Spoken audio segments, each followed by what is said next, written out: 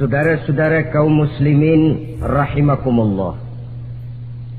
Setiap penganut agama di dunia ini mempunyai sesuatu kitab yang dianggapnya sebagai kitab suci. Orang Hindu punya kitab Weda. Orang Buddha punya kitab Tripitaka. Yahudi mempunyai Taurat.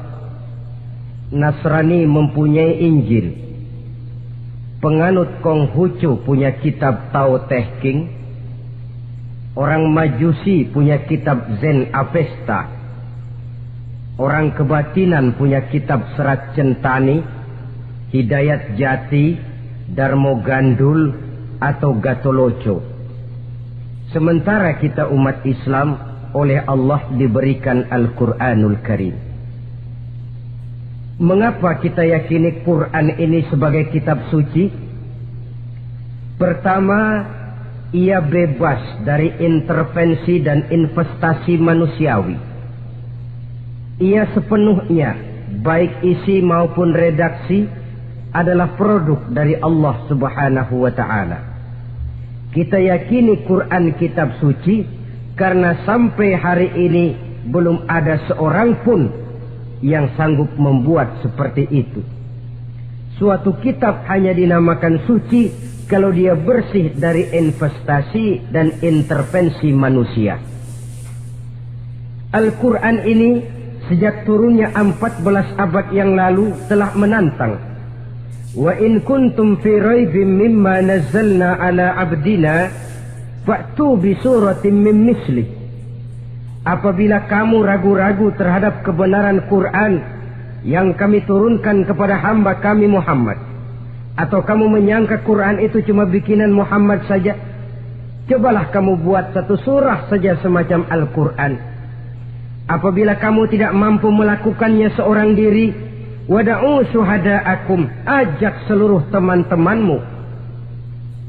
Sejak tantangan ini turun 14 abad yang lalu, sampai hari ini tidak seorang pun yang sanggup membuat satu surah saja semacam Al-Quranul Karim.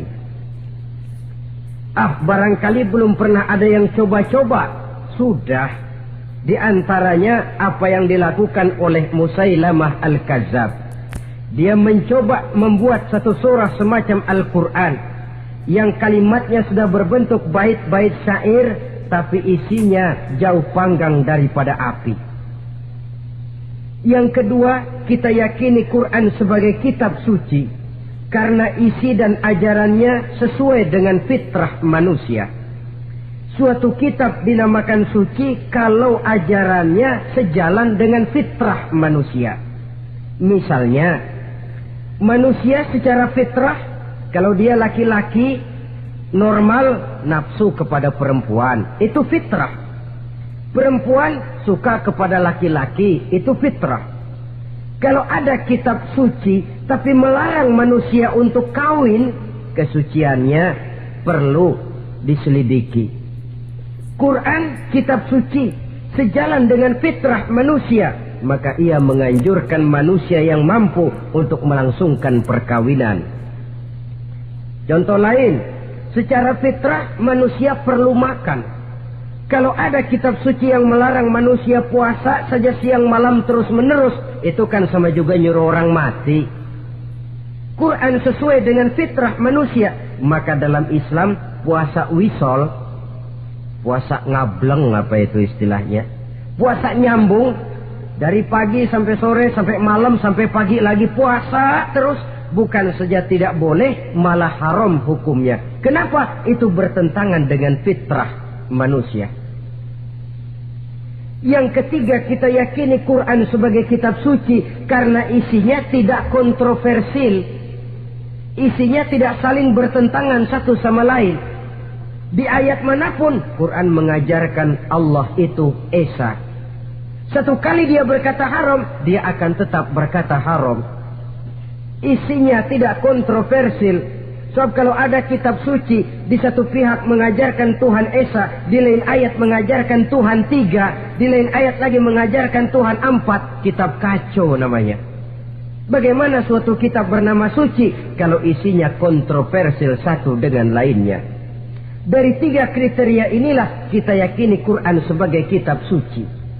Masalah yang akan kita bicarakan pada pertemuan kita kali ini, bagaimana sikap kita terhadap Al-Quranul Karim sebagai kitab suci. Berangkat dari sebuah hadis di mana Rasulullah Sallallahu Alaihi Wasallam pernah memberikan tawaran. Beliau bersabda, "Man ja'ala al-Qur'ana amamahu qadahu ilal jannah, wa man ja'ala al-Qur'ana khalfahu saqahu ilan nar." Siapa yang menjadikan Quran sebagai imam, maka Quran akan membimbing dia ke dalam surga. Tetapi siapa yang menjadikan Quran sebagai makmum, maka Quran akan mendorong dia ke dalam neraka. Pilihan terserah kita. Siapa yang menjadikan Quran sebagai imam, ditempatkannya Al-Quran di depan, dia ikuti petunjuk dan ajaran Al-Quran, maka Quran akan membimbing dia ke surga. Surga dunia, lebih-lebih lagi surga akhirat. Tetapi sebaliknya, siapa yang menempatkan Quran di belakangnya, dia belakangi Al-Quran, dia belakangi perintah dan ajaran-ajaran Al-Quran, dia perturutkan hawa nafsunya dalam kehidupan ini, maka Quran akan mendorong dia ke dalam neraka. Ya, neraka dunia, lebih-lebih lagi neraka akhirat. Pilihan terserah kita. Saya mau tanya, kira-kira Quran dalam hidup kita jadi imam apa jadi makmum? Imam apa makmum? Kalau Quran jadi imam, artinya kita umat Islam jadi makmum. Resiko dan logika tentu. Makmum harus ngikuti imam. Imam takbir, makmum takbir. Imam ruku, makmum ruku. Imam sujud, makmum sujud. Imam tahiyat, makmum tahiyat. Itu namanya Quran jadi imam, kita jadi makmum. Artinya dalam terjemahannya pada kehidupan, kalau merah kata Quran, merah kita kata. Hijau kata Quran, hijau kita bilang. Ke barat kata Quran, ke barat kita pergi. Ke timur kata Quran, ke timur kita berangkat. Halal kata Quran, halal kata kita. Haram kata Quran, haram kita bilang. Itu Quran imam, kita makmum. Nyatanya kadang-kadang kontras. Nyatanya kadang-kadang paradok. Merah kata Quran, hijau dong kata kita. Halal kata Quran, remeng-remeng kata kita. Ke barat kata Quran, ke timur kita pergi. Dalam praktek kita mau jadi makmum, Quran kita suruh jadi imam. Kita sesuaikan Quran dengan selera kita. Mana-mana ayat yang menguntungkan, mana ayat yang sesuai dengan mau kita, itu yang kita baca kuat-kuat. Itu yang kita canangkan ke tengah masyarakat ramai. Tapi manakala Quran itu bertentangan dengan nafsu kita, bertentangan dengan gaya dan kepribadian kita, kita umpetin itu Quran. Kalau kita cuma umpetin lumayan, kadang-kadang kita tuduh Quran ketinggalan zaman. Kita anggap Quran tidak relevan lagi dengan situasi dan kondisi. Kalau sudah begitu, sudah menyeberang terlalu jauh namanya. Saudara-saudara kaum muslimin rahimakumullah. Inilah makna hadis Nabi yang diriwayatkan dari Imam Ali bin Abi Thalib. Bersabda Rasul, "Man qara'al Qur'ana fastazharahu fa ahalla halalahu wa harrama haramahu adkhalahul jannah." Barang siapa yang membaca Al-Quran lalu memperhatikannya, kemudian menghalalkan yang halal dan mengharamkan yang haram, maka Allah akan memasukkan orang itu ke dalam surga. Ya surga dunia, ya surga akhirat. Apabila kita renungi hadis ini, maka untuk berimam kepada Al-Quran ada 3 jalan utama yang harus kita laksanakan. Pertama, dari kalimat man qara'al Quran, barang siapa yang membaca Al-Quran. Ini artinya siapa yang ingin menjadikan Quran sebagai imam di dalam kehidupan, jalan pertama yang harus ditempuhnya menanamkan kegemaran membaca Al-Quranul Karim. Al-Quran gharibun fima baina qaumin la yaqra'una. Quran akan jadi asing, Quran akan jadi aneh kalau terletak di tengah rumah orang Islam yang tidak suka membaca Al-Quranul Karim. Jadi langkah pertama, tanamkan kegemaran membaca Al-Quran. Saya tidak menyalahkan kalau remaja kita gandrung kepada Stevie Wonder. Baik kalau mereka senang kepada suara emasnya Michael Jackson atau suaranya Madonna. Tapi kalau sampai harus mengalahkan kecintaan mereka kepada membaca Al-Quran, ini ironi. Sebagai orang tua, kalau anak-anak kita buta huruf Latin, katanya menghambat pembangunan. Bahkan pemerintah saja menggalakkan bebas 3B itu. Buta aksara diantaranya, supaya rakyat bisa membaca huruf Latin. Kalau anak-anak kita buta huruf Latin, katanya menghambat pembangunan. Bagaimana kalau anak-anak kita buta huruf Quran? Jelas saja menghambat proses kesadaran dan kebangkitan dari dunia Islam itu sendiri. Satu contoh ringan. Dulu sebelum pembangunan merata, listrik belum lagi masuk desa, kampung gelap, rumah pakai lampu minyak. Kalau kita masuk kampung, terasa banyak orang Islam.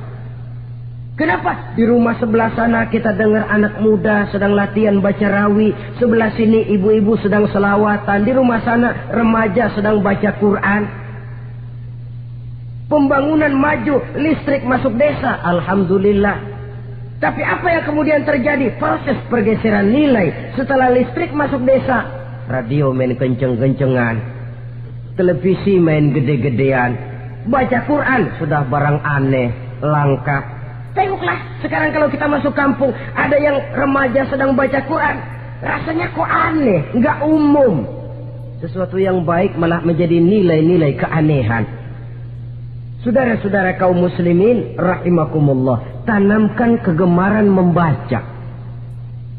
Dalam satu hadis Nabi pesan, nawiru buyutakum bitilawatil Quran, sinari rumah tanggamu dengan bacaan Quran. Sebab listrik ini cuma bisa menerangi gelap, tapi tidak akan sanggup menerangi hati manusia. Quran produk Allah dibaca dalam segala keadaan, tepat dan pantas. Lihat saja, orang sedih baca Quran, terhibur. Orang gembira baca Quran, tidak lupa diri. Di rumah mewah ada yang baca Quran, bagus. Di gubuk reot di pinggir kali ada yang baca Quran, cocok. Orang kawin dibacakan Quran, bagus. Orang mati dibacakan Quran, tidak jelek. Dalam segala keadaan, in all season, bahasa kerennya, dia pantas dibaca. Saudara-saudara, bahkan orang sakit gigi pun kalau dengar baca Quran, tidak marah. Coba lihat. Dia senang benar lagu Michael Jackson, tapi giliran sakit gigi, coba setelin lagu Michael Jackson, kalau nggak mencah-mencah. Kamu gila apa nggak tahu saya lagi sakit gigi, tapi coba bacakan Quran. Dia pasti tidak marah. Begitu besar daya pengaruhnya. Bahkan Abu Jahal sama Abu Lahab pernah rapat. Kata Abu Jahal sama Abu Lahab, Mas Lahab, gini loh mas. Kenapa? Ini saya pikir-pikir salah satu yang menyebabkan kenapa saudara kita banyak ikut ajaran Muhammad. Mereka kalau sudah dengar bacaan Quran terpesona. Jadi kita blokir saja. Caranya gimana? Kasih pengumuman kepada Quraisy, jangan sekali-kali mau dengerin Muhammad baca Quran. Kamu juga jangan. Dan kamu, saya pun begitu. Mari kita janji, tidak mau dengar bacaan Quran. Salaman, pulang ke rumah masing-masing.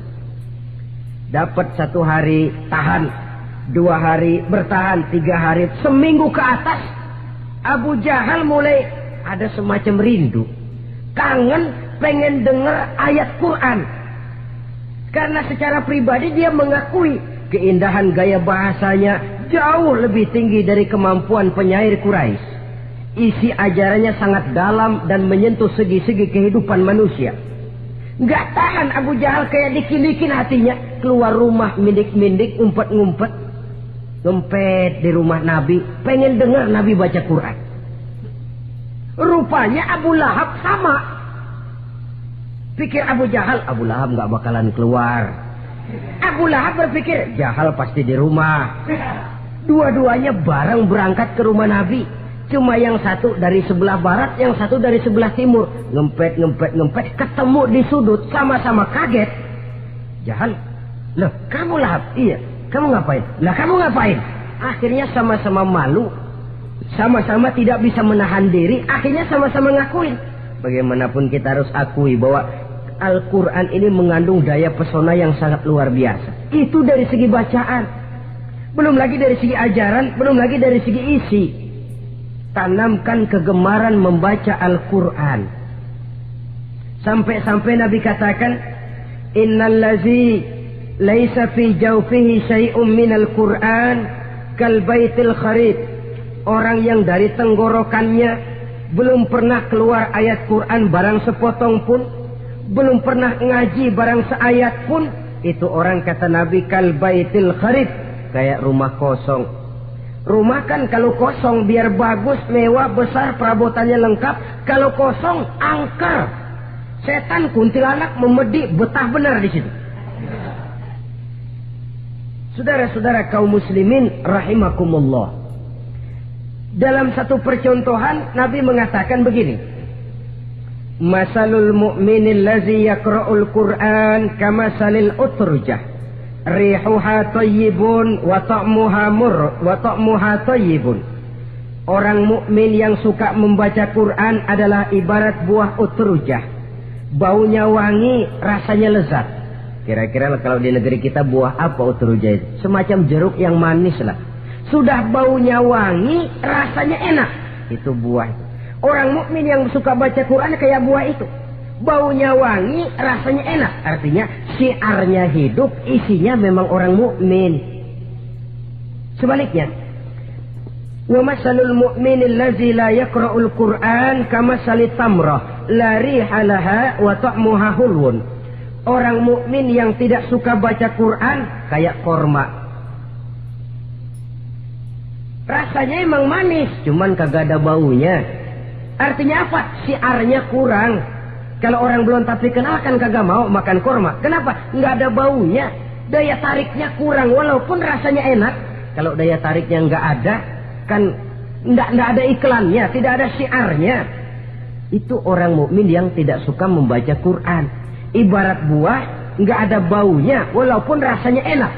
Orang kurang tergerak, kurang syiar, kurang daya tarik.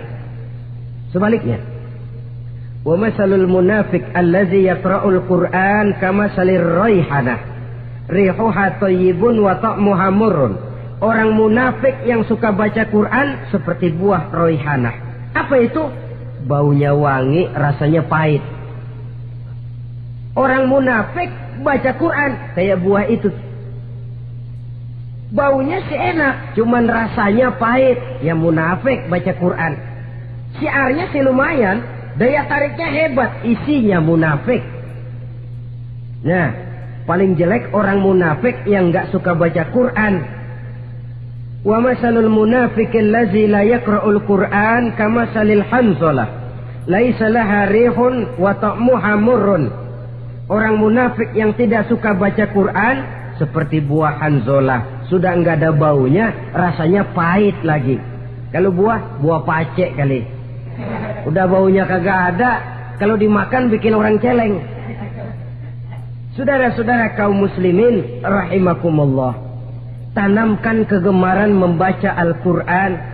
Karena membaca Al-Quran merupakan ibadah yang besar. Bahkan kata Nabi, afdalu ibadati abdi qiraatul Quran.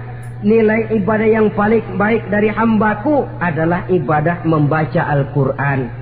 Dalam solat pahalanya lebih besar di luar solat daripada di luar solat. Dengan wudu pahalanya lebih besar daripada tanpa wudu. Mengerti pahalanya lebih besar daripada tidak mengerti. Tapi tidak mengerti pun jangankan membaca, mendengar saja orang baca Quran dengan baik sudah didoakan untuk mendapat rahmat. Berpahala mendengar bacaan Al-Quran walaupun tidak mengerti.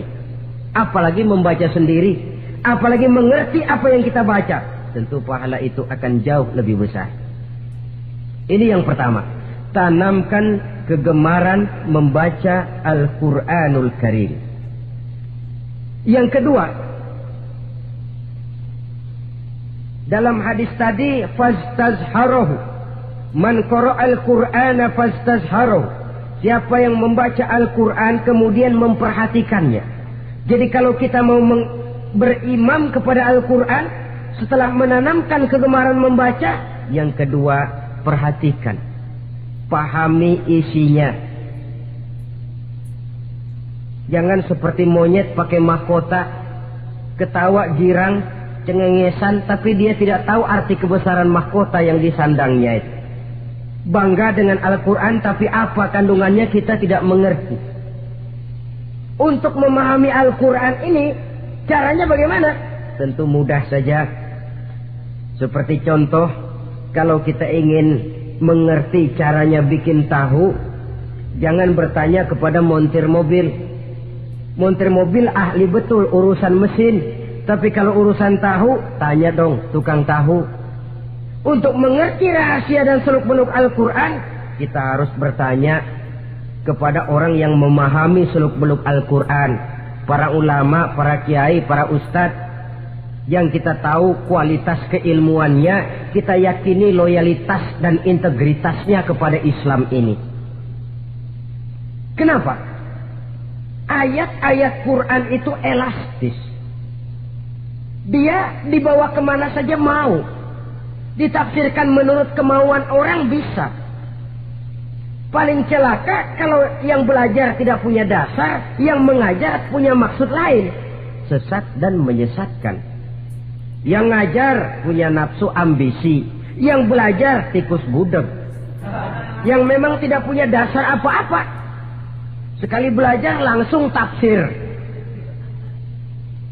Cara wudhu yang baik saja belum ngerti, cara ruku dan sujud yang baik saja belum bisa, yang membatalkan sholat apa ndak bisa, ndak ngerti, sekali langsung.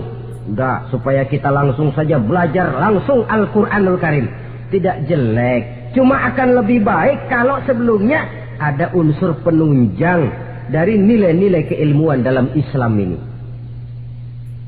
Disinilah perlunya menghidupkan majelis-majelis taklim. Sebab kalau Al-Quran hanya dipahami dan dikutak-kutik menurut maunya rasio saja, kekuatan rasio terbatas. Saya akan khawatir nantinya akan timbul pendapat-pendapat di mana Al-Quran disesuaikan dengan otak. Bukan otak ngikuti Quran, tapi Quran disuruh ngikuti otak. Contoh yang dekat saja, kalau saudara ngukur kayu pakai meteran, itu kira-kira meteran ikut kayu, apa kayu ikut meteran? Ayo, kira-kira kayu ikut meteran, apa meteran ikut kayu? Meteran ikut kayu. Bagus. Kalau meteran ikut kayu, artinya nggak ada meteran benar di dunia ini. Kayunya kependekan, meterannya dipotong. Kan begitu loh, meteran ikut kayu namanya. Bukan meteran ikut kayu, tapi kayu yang harus ikut meteran. Otak harus ikut wahyu. Jangan wahyu disuruh ikut otak. Manusia ikut Quran, jangan Quran disuruh ikut manusia. Dan kaum orientalis, ya, orang barat di luar Islam yang mendalami, mempelajari Islam dengan tujuan mencari kelemahan Islam untuk menghantam umat Islam, itu sengaja mencari ayat-ayat yang mereka kumpulkan untuk menghantam umat Islam, supaya mereka meragukan Qurannya untuk kemudian pada suatu saat meninggalkan Quran sama sekali. Timbullah pendapat ada ayat Quran yang sudah tidak sesuai lagi katanya dengan situasi dan kondisi. Seolah-olah otak manusia sudah jauh lebih pintar daripada Al-Quranul Karim. Saudara-saudara kaum muslimin rahimakumullah, inilah yang kita berlindung dari Allah. Sebab secara demikian, dengan kata lain, kita secara tidak sadar sudah mengurangi kemahamutlakan dan kesempurnaan dari Allah Subhanahu wa ta'ala. Untuk memahami Al-Quran, maka kita harus bertanya kepada ahlinya, mengaji, menghidupkan majelis-majelis taklim. Jangan sampai Al-Quran menjadi awam di tengah masyarakat Islam sendiri. Ini jalan yang kedua, memahami isinya. Sehingga dengan demikian, manakala Al-Quran dibacakan orang, pemikiran kita tidak lagi terpusat kepada kemerduan suara orang yang membaca, tapi tertuju kepada isi yang dikandungnya. Sehingga dalam kondisi semacam itu, boleh jadi tiap kali dibacakan Al-Quran, nilai iman makin tambah. Kita dengar orang baca, Alam taro kaifa fa'ala rabbuka bi ashabil fil. Terbayang oleh kita bagaimana Raja Abrahat dengan pasukannya mau menghancurkan Ka'bah. Bagi Allah cukup menurunkan burung ababil, hancur lebur Abrahat, raja besar dengan seluruh pasukan gajahnya, berantakan dibuatnya cuma dengan burung ababil. Allah maha besar, Allah maha kuasa. Tambah iman. Kalau tidak, ya seperti yang banyak terjadi. Quran menceritakan azab, kita malah kesenangan. Walakum azabun alim. Kamu akan mendapat azab yang pedih. Kita teriak di pojokan, toyib, toyib. Allah, alhamdulillah. Digambarkan azab malah baik-baik. Bahwa kita suka, kita gemar kepada bacaan Quran dengan suara yang merdu, alhamdulillah. Akan lebih baik lagi kalau kita mengerti apa yang dibacanya. Sebab perintah membaca tersirat makna perintah untuk memahami. Perintah memahami tersirat makna untuk mengamalkan. Dengan kata lain, kita hanya bisa mengamalkan Quran dengan baik kalau kita mengerti isinya. Kita hanya bisa mengerti isinya kalau kita rajin membacanya. Baik membaca yang tersirat, baik membaca yang tersurat dengan petunjuk para alim ulama, para kiai, dan orang-orang yang ahli di bidang itu. Saudara-saudara kaum muslimin rahimakumullah, inilah jalan kedua. Upayakan memahami isinya. Hidupkan kajian-kajian agama, hidupkan majelis-majelis taklim. Jangan sampai Al-Quran asing di hati kita sendiri. Jangan sampai kita awam terhadap makna kandungan dan ajaran Al-Quran, sementara kita yakini bahwa jalan ketiga untuk berimam kepada Al-Quran, setelah menanamkan kegemaran membaca, lalu berupaya memahami isinya, yang ketiga adalah mengamalkannya dalam kehidupan sesuai dengan kemampuan yang kita miliki. Quran tidak akan membawa berkah kalau ajaran yang terkandung di dalamnya kita baca, tapi kemudian kita injak-injak dalam praktek kehidupan.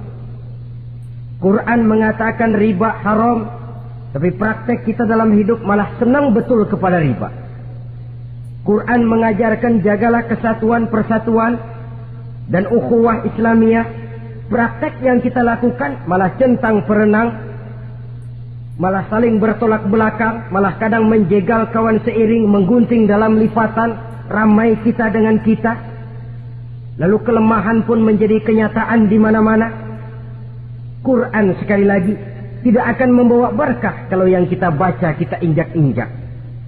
Tentang pengamalan Al-Quran ini, Allah Subhanahu wa ta'ala mengklasifikasi manusia dalam firman-Nya, Thumma awrasna al-kitab allazina astafaina min ibadina.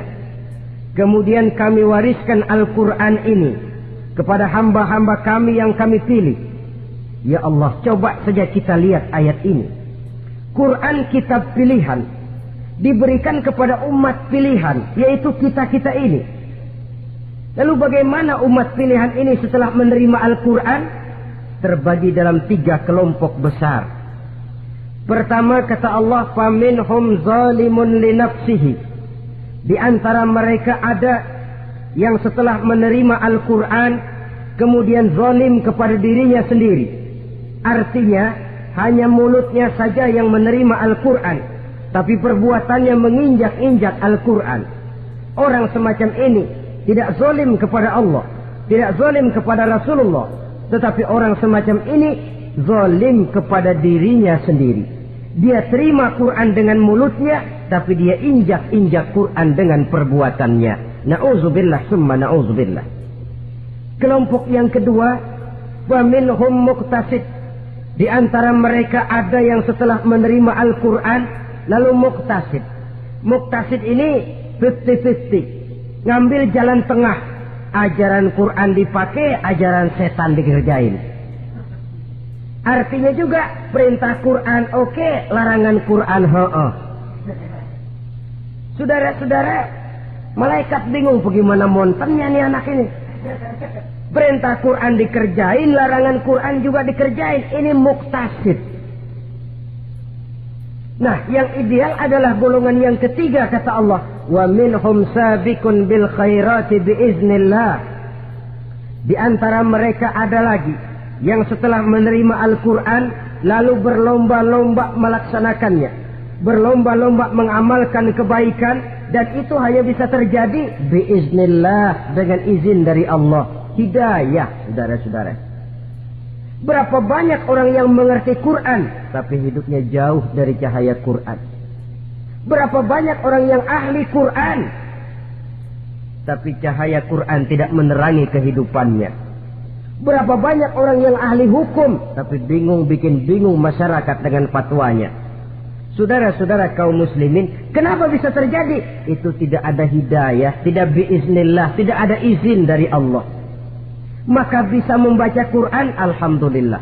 Bisa memahaminya, kita bersyukur kehadirat Allah. Lebih penting dari itu, kita mohon hidayah agar bisa mengamalkannya sesuai dengan kemampuan kita. Saudara-saudara kaum muslimin rahimakumullah, mana yang lebih banyak di zaman kita sekarang ini? Kita bisa analisa. Ada yang menerima Quran hanya dengan mulutnya saja. Kalau ditanya, Tuhanmu siapa? Allah. Kiblatmu mana? Ka'bah. Saudaramu siapa? Umat Islam. Kitab sucimu apa? Quran. Kamu bisa baca? Enggak. Ya, kalau cuma tidak bisa baca, barangkali kadang-kadang Quran saja pun tidak punya. Ini yang ironi, ini yang menyedihkan.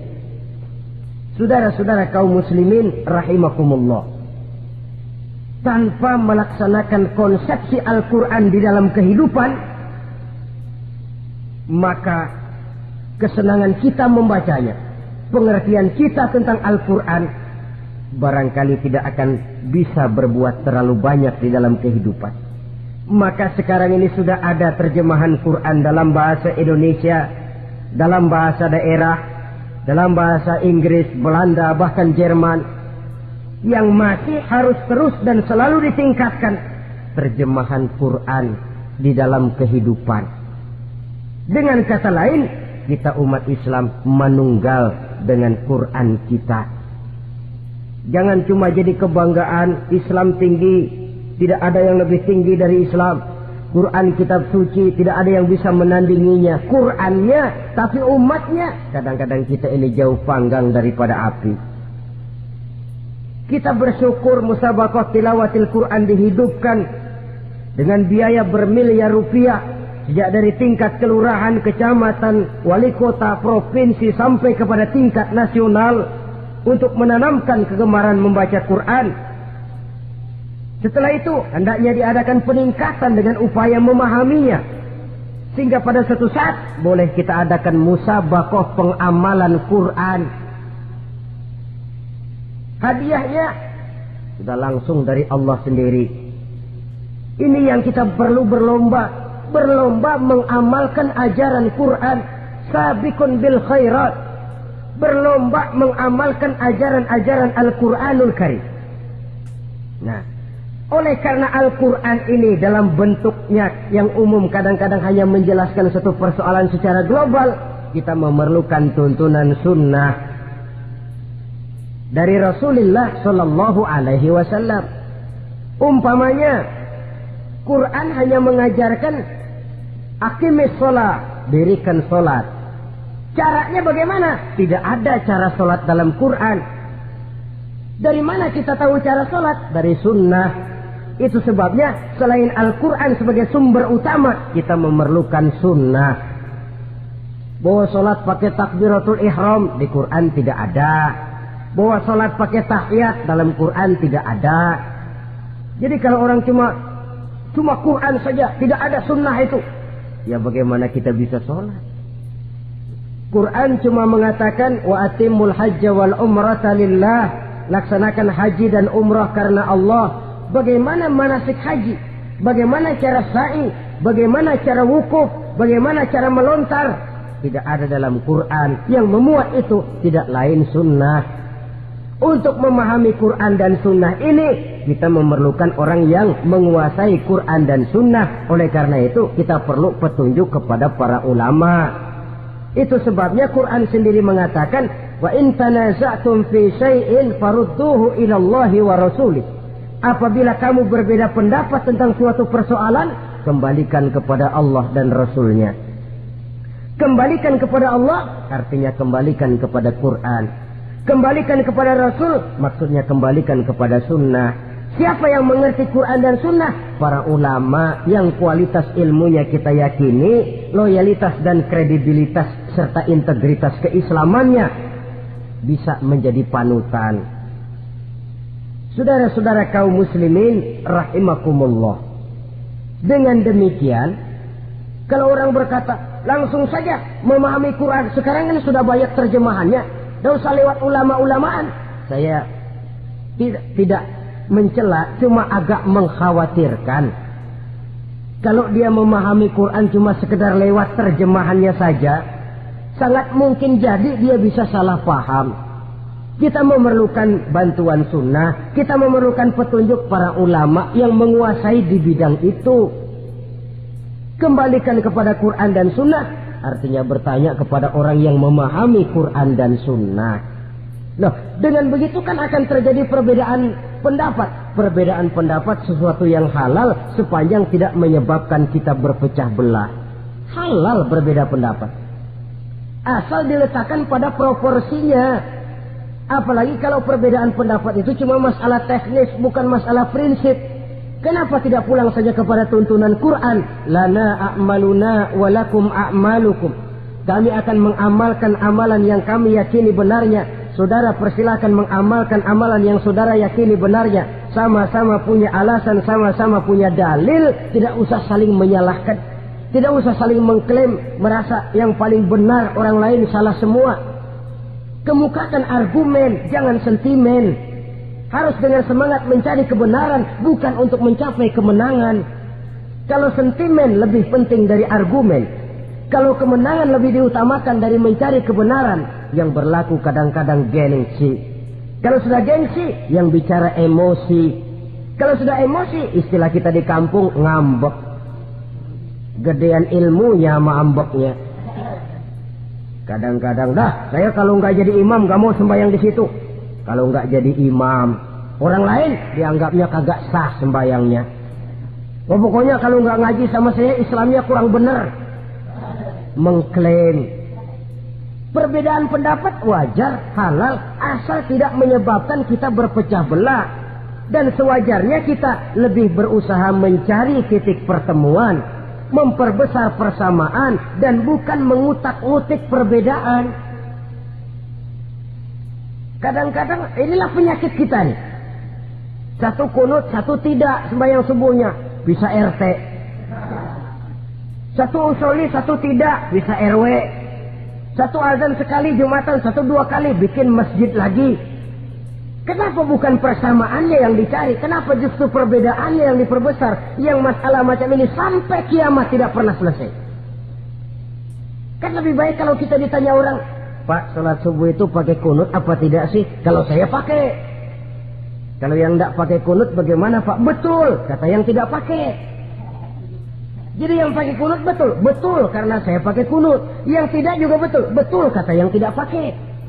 Kalau yang kunut betul, yang tidak kunut betul, lalu yang salah yang mana Pak? Yang salah yang subuh nggak sembahyang. Lebih objektif, proyek garapannya ada, umat tidak berpecah belah. Yang konyol kadang-kadang khutbah Jumat pakai membongkar khilafiyah, menghantam tahlil, menghantam kunut. Selesai sembahyang Jumat, apa yang terjadi? Umat resah, masyarakat gelisah, polemik timbul, masalah tidak terselesaikan. Orang jadi khotib itu raja dalam mimbar Jumat, siapa yang mau bantah dia? Kalau memang mau buka itu persoalan khilafiyah, buka dalam forum khusus. Adakan pengajian, jelaskan masalahnya secara luas, mendasar. Jangan mengklaim dan memponis.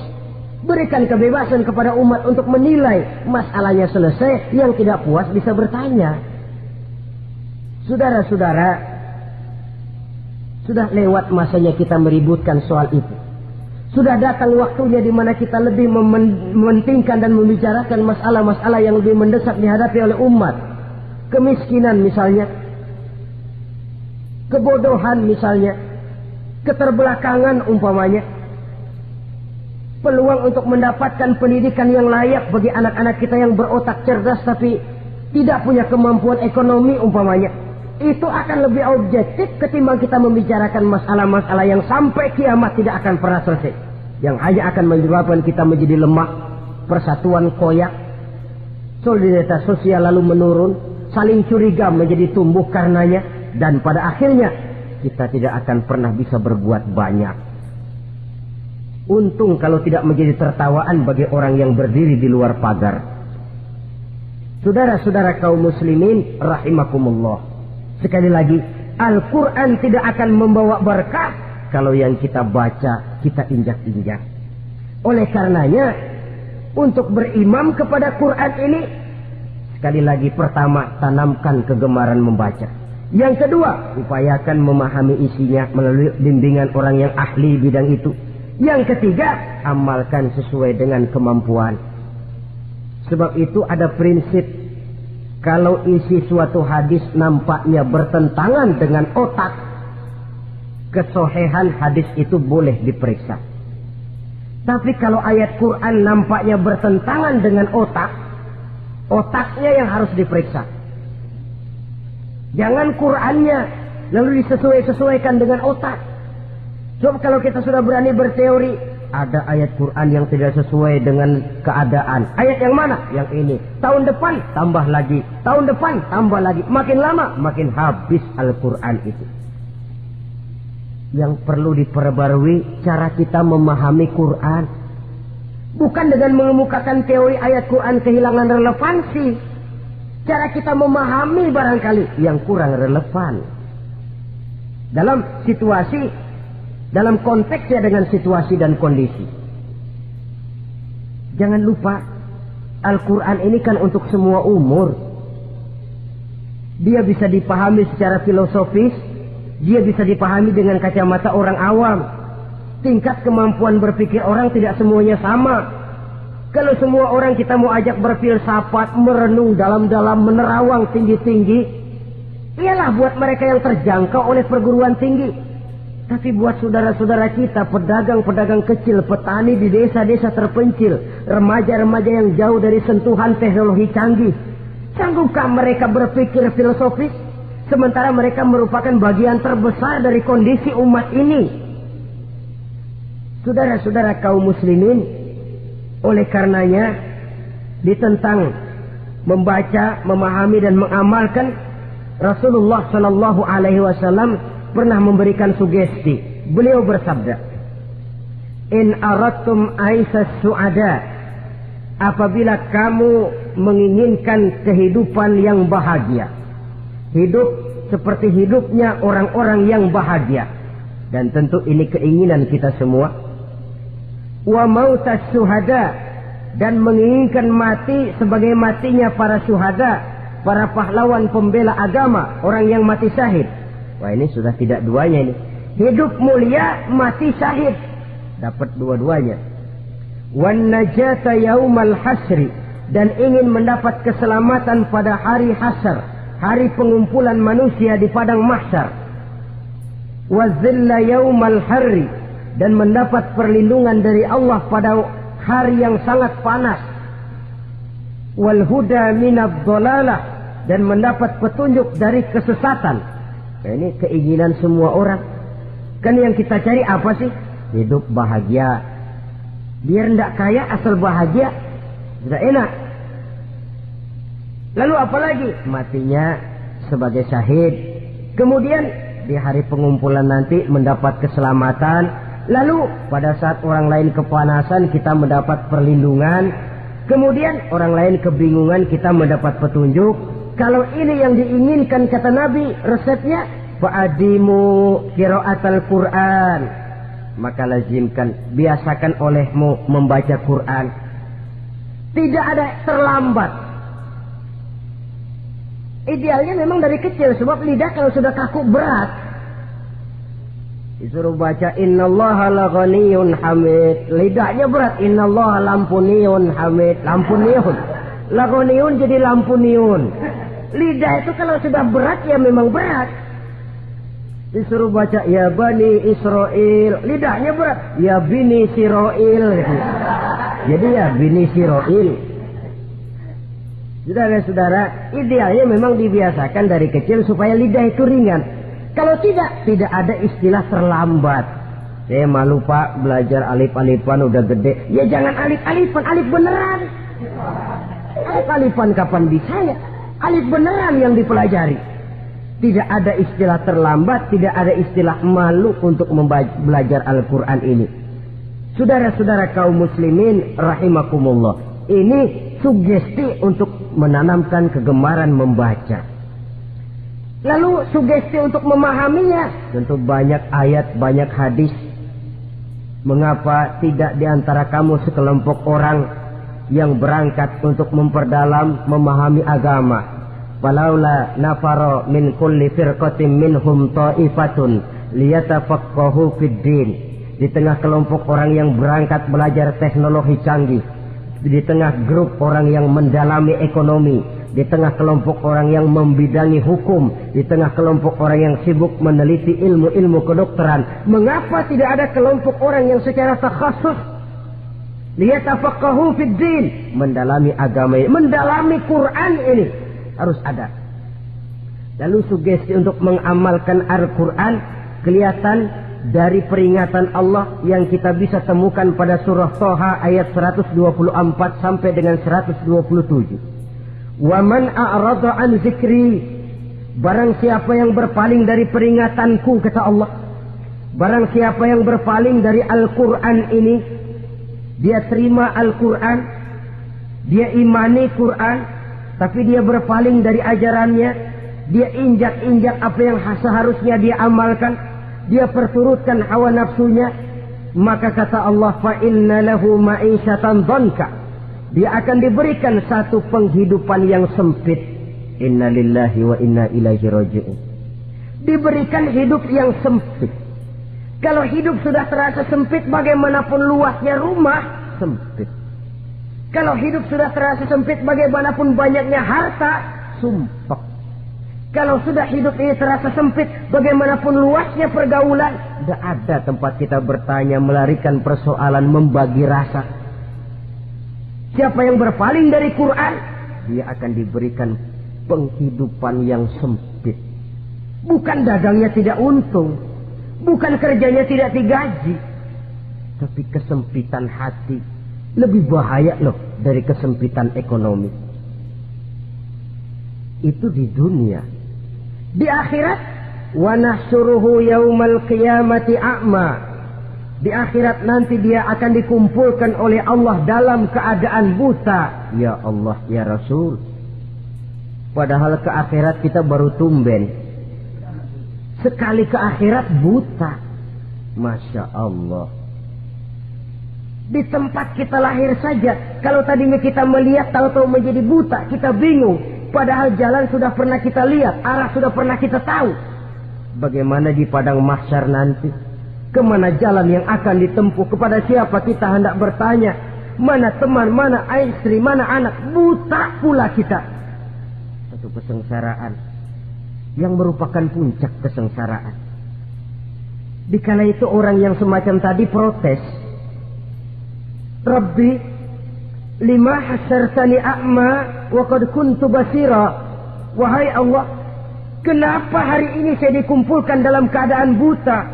Padahal ketika di dunia dulu saya melihat, saya menyaksikan gunung yang menjulang tinggi ke angkasa, saya melihat lautan yang luas terhampar biru membentang, saya saksikan luas tanah, sawah luas menguning, saya saksikan keindahan alam.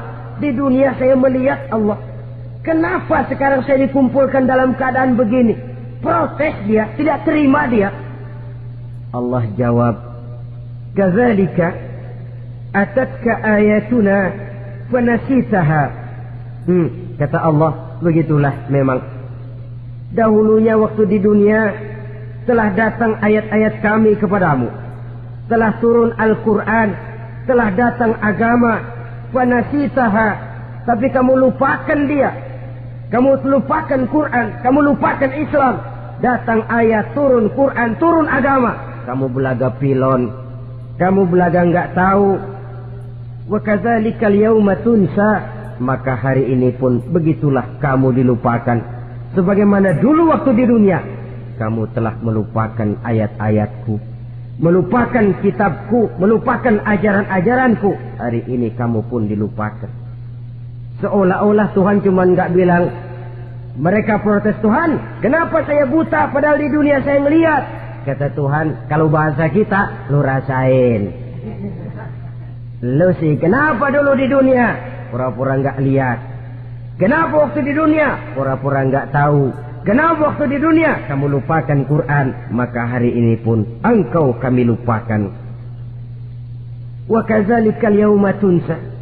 Wa kadzalika najzi man asrafa wa lam yu'min bi ayati rabbih wal azabul akhirati ashadd wa abqa. Demikianlah kami membalas orang yang berlebih-lebihan, orang yang melampaui batas dan tidak mau beriman kepada ayat-ayat Tuhannya, dan sungguh siksa akhirat itu lebih dahsyat dan lebih kekal. Siksa dunia mungkin kelaparan, kekurangan ekonomi, kekurangan pakaian, tapi berapa hari paling lama seumur manusia? 70 tahun umur kita, ya paling lama begitulah. Tapi siksa akhirat, kesengsaraan akhirat, kesengsaraan neraka, asaddu wa abqa, lebih dahsyat dan lebih kekal. Di zaman sekarang orang bukan cuma berbuat potong kompas, berpikir pun potong kompas, berpikir pun ngambil jalan pintas. Dia lebih memilih kesenangan yang sedikit dengan mengorbankan kesenangan yang abadi.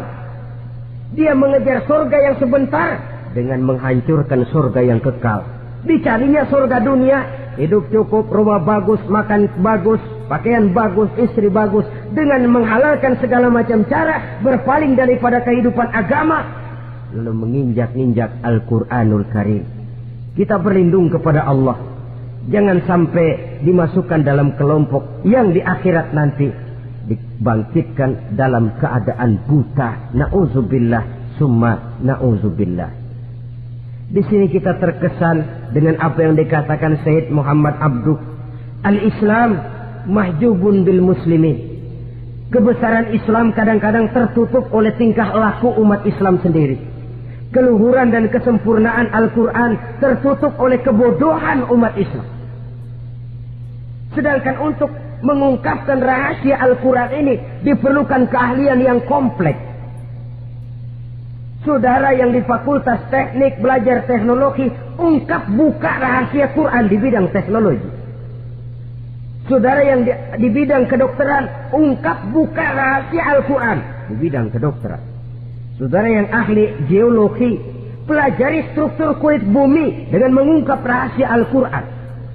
Sehingga pengkajian kita tentang teknologi, pengkajian kita tentang angkasa luar, pengkajian kita tentang anatomi manusia akan berakhir kepada subhanaka ma khalaqta hadza batila. Ya Allah, tidak satu pun yang engkau ciptakan ini sia-sia. Perut bumi mengandung minyak, timah, kekayaan yang berharga untuk manusia. Mempelajari angkasa luar bisa memahami musim dan menyelamatkan manusia.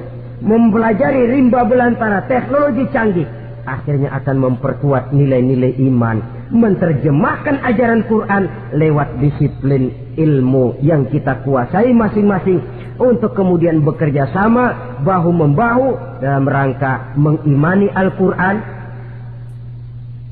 mengamalkan Al-Quran, dan mengawal keluhuran Al-Quranul Karim yang atas dasar tuntunannya kita hidup, untuknya kita berjuang, dan dalam bimbingannya kita ingin kembali menghadap Allah Subhanahu wa ta'ala. Inilah pertemuan yang singkat ini. Mudah-mudahan kita diberikan kekuatan oleh Allah untuk berimam kepada Al-Quran, menjadikannya sebagai pedoman utama di dalam kehidupan kita. Terima kasih atas segala perhatian. Mohon maaf atas segala kekurangan.